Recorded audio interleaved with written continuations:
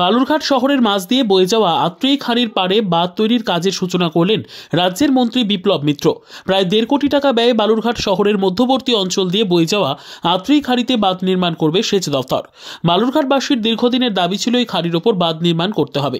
সেই দাবি মেনে বালুরঘাট পৌরসভার উদ্যোগে সেচ দফতরের ব্যবস্থাপনায় একে গোপালন কলোনি এলাকায় 550 মিটার বাঁধ নির্মাণের কাজের সূচনা হলো। অনুষ্ঠানে উপস্থিত ছিলেন রাজ্যের ক্রেতা সুরক্ষা দফতরের মন্ত্রী বিপ্লব মিত্র, দক্ষিণ দিনাজপুর জেলার জেলাশাসক বিজিন কৃষ্ণা, অতিরিক্ত জেলাশাসক শুভজিৎ মণ্ডল, বালুরঘাট পৌরসভার চেয়ারম্যান অশোক মিত্র সহ অন্যান্যরা। শনিবার নারকেল ফাটিয়ে ফলক উন্মোচন করে কাজের সূচনা করেন মন্ত্রী।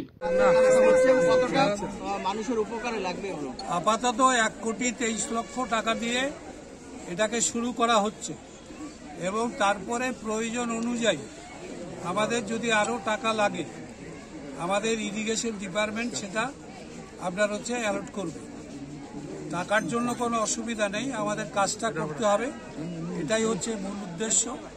এবং যে এখানটায় আগামী দিনে কোনো বন্যায় কোনো মানুষের বাড়িঘর যাতে ভেঙে না পড়ে এবং ওই বন্যাতে কোনো ক্ষতি যেমনভাবে এতদিন ধরে হয়ে এসছে বালুরঘাটে শহরের মধ্যে বাস করার পরও ওই মানুষগুলো বন্যার সময় প্রায় বাড়ি ছেড়ে কোনো উঁচু জায়গাতে উঠে তাদের ওই বন্যার সময়টা কয়েকটা দিন বাড়িঘর ছেড়ে যেটা থাকতে হতো, এই জিনিসটা আর বালুরঘাটে এই এলাকার মানুষকে কোনোদিনই ভোগ করতে হবে। দাদা, দীর্ঘদিন এই বাঁধের